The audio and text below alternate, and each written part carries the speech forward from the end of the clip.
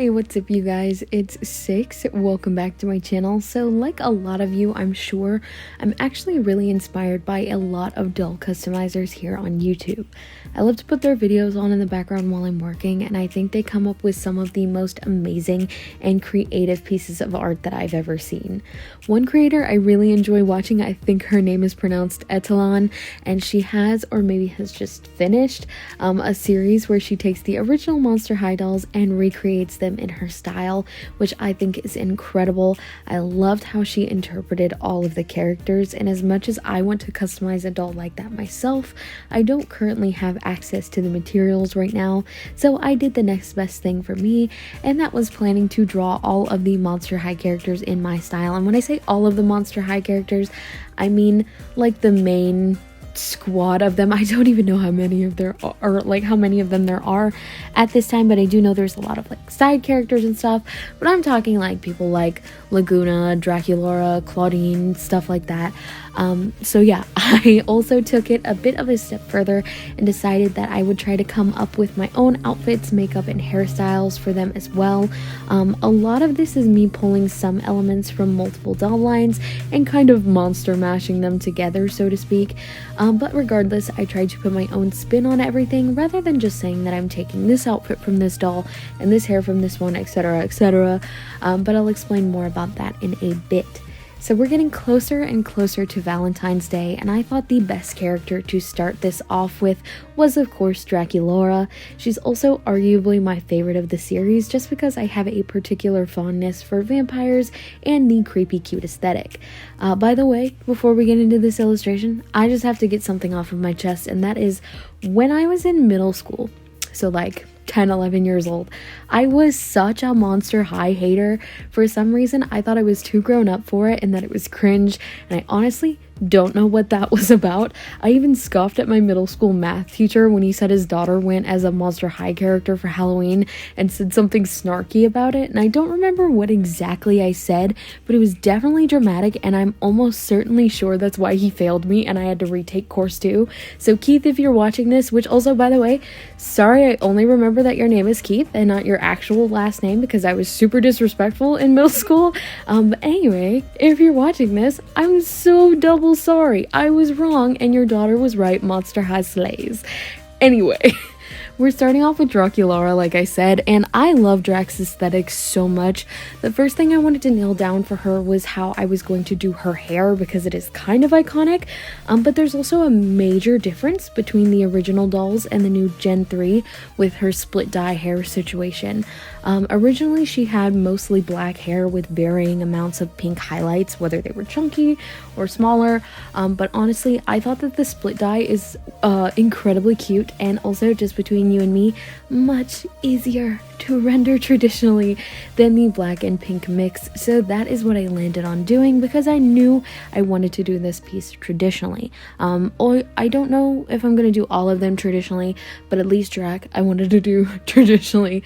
Also, for her bangs, as much as I love the pointy bangs, I decided to go with her original straight bangs because I've tried to render this in my style before, and for some reason I just have a lot of trouble with it. I also thought that her little buns from Creepover were super cute, so I decided to include those too. Next came her makeup and accessories, and for her makeup I actually ended up keeping that pretty simple because for my style you don't really get to see much of the eyes anyway, so I just kind of left the eyes plain with big eyelashes, and then I'm not sure if this is a beauty mark or if it's just a little flourish that she adds to her cheek, but I know that she traditionally has a little heart on her cheek that's giving very prima donna Marina vibes, but I saw that in the Gorganizer set she has 3 little hearts on her cheek that kind of look like a bat, so I absolutely had to include that. And as for her accessories, I really just gave her some earrings that are kind of similar to her cheek little hearts that I gave her. They're just hearts with bat wings, and I still think they're pretty precious. I also gave her a little heart sucker just because I think they're adorable, and I see them a lot as earrings, but I figured I would give her a real one so I had an excuse to show off her fangs. Speaking of her fangs, she is a vampire, so I finished her accessories off with a little band-aid on her neck because I just thought it was a cute little touch. And finally comes the thing that I am most excited to talk about, but also a little bummed about, because I ended up not only cropping it in a way that was kind of hard to see, but I also chose a pose that made it more difficult to really show off the outfit the way that I sort of designed it. Because yeah, that's right, I designed this. I never do that, but I did. It's really simple, but I did, and I'm super proud of it.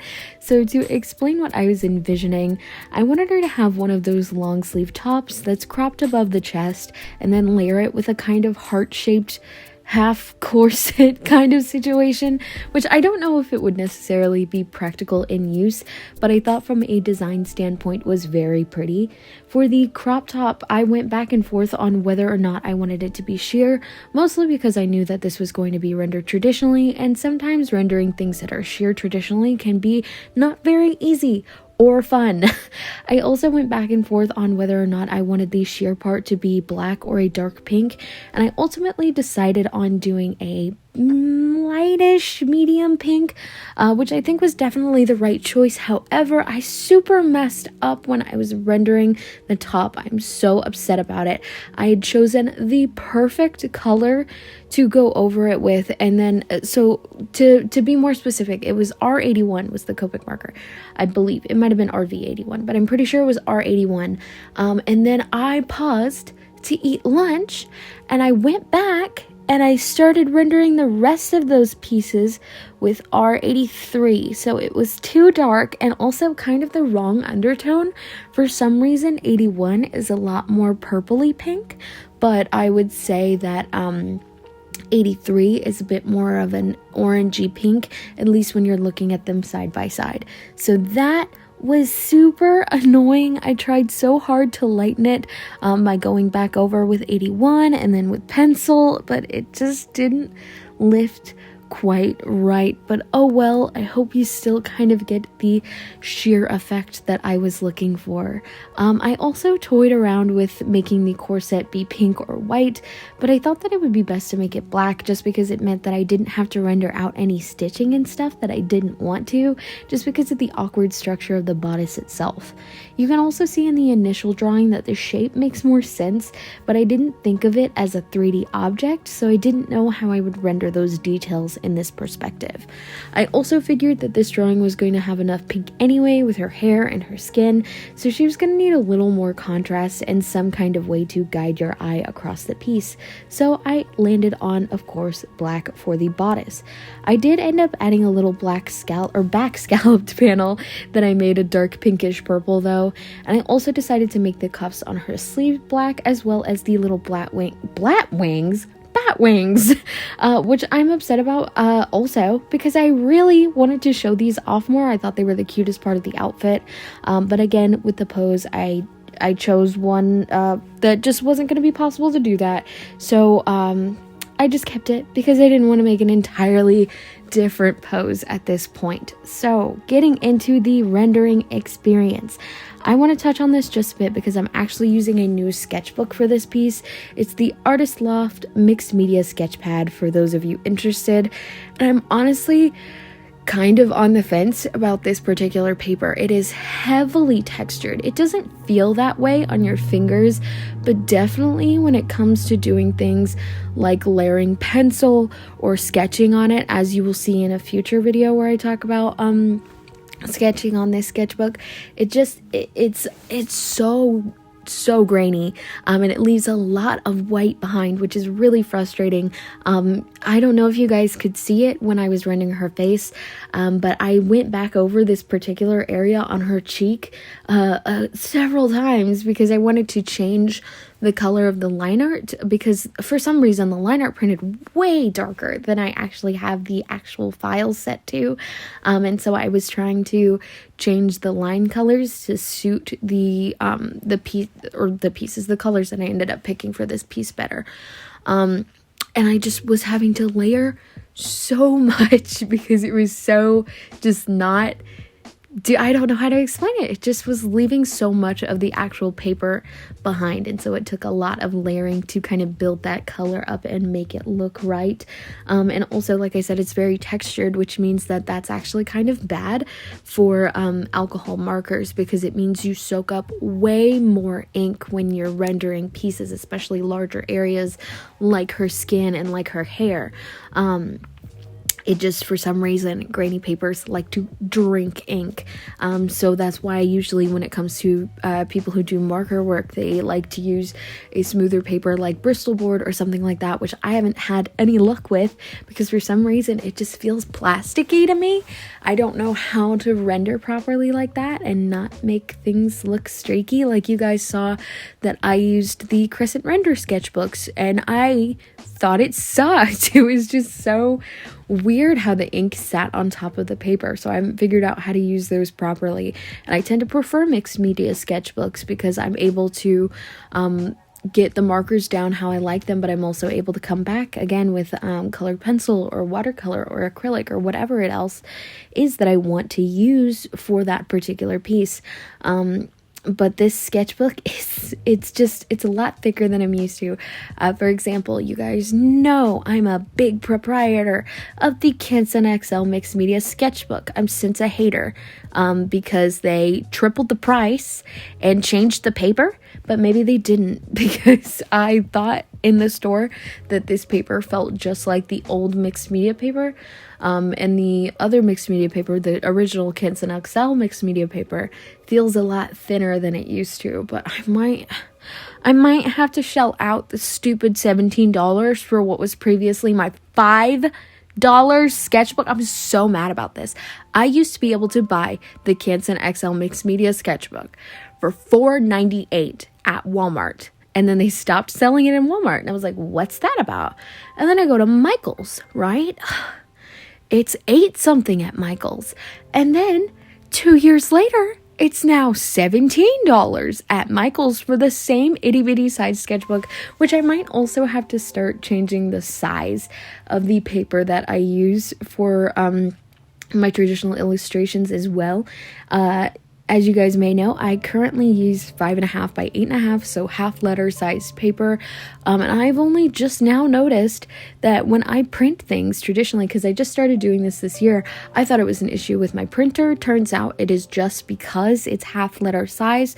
No matter what printer you use, presumably, at least according to all the Google searching I did, you cannot print half letter size without a border, which is annoying because then it means I have to go back in with pencil and kind of refix all of my lines that got cropped, or cut those pieces off and then have a weirdly sized piece of paper that's going to be really difficult to frame. So anyways, enough rambling. Point is, I'm not sure how I like the actual feeling of this paper. I'm gonna have to keep using it. Maybe it'll end up just being a pen and ink sketchbook rather than something that I use like for my traditional pieces. I didn't even like sketching it and like using graphite on it, but I will talk about that in a video later this month. Anyway, it was a bit of a hassle.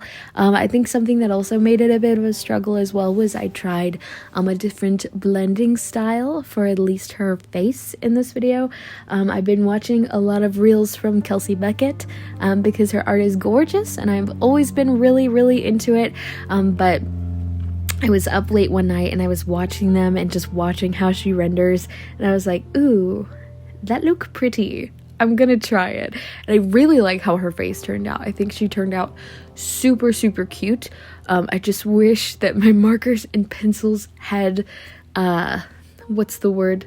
Not collaborated, but cooperated with me just a bit more. But overall, I do really like this illustration. So something that I'm a little on the fence about is I'm not sure whether or not it looks like Draculaura. As I said, I was a hater in middle school, so I didn't consume any of the Monster High content. I only know what I know about the dolls from doll customizing videos, and as you guys know about those videos, those dolls are subject to change quite quickly, actually. So I don't really know a lot about the character or her personality or anything like that. I think I know a tiny bit, which is why I decided to do this series. But I think for future dolls, I might look more into kind of their previous designs, as well as just a little bit about them, so I can kind of accurately represent them. But let me know if you guys think that this accurately represents her. Also, I don't know how many more of these I'm going to be doing in the future, because I don't want these to totally take up my channel. But it was super fun to do regardless of how I feel about the end result. So I do plan on doing more of these, maybe once a month or every other month. Let me know how you guys feel about that, and also tell me what doll do you want to see next. Leave a comment down below, and I'll end up adding the most popular suggestions to a poll for you guys to vote on my community page when I decide to do another one. I really hope you guys liked this video. If you did, don't forget to leave a comment about whatever else. I don't know if I already said that. Did I already say that? Say that? It's my first time doing a voiceover in a bit. By the way, I ended up getting that new computer early. I'm still recording on my phone for reasons of I'm still getting used to this new setup. So let me know if you guys liked the editing and if the audio and everything sounds okay in this video, and look forward to more fancy stuff hopefully in the future. I love you guys so much, and I'll see y'all in the next one. Bye.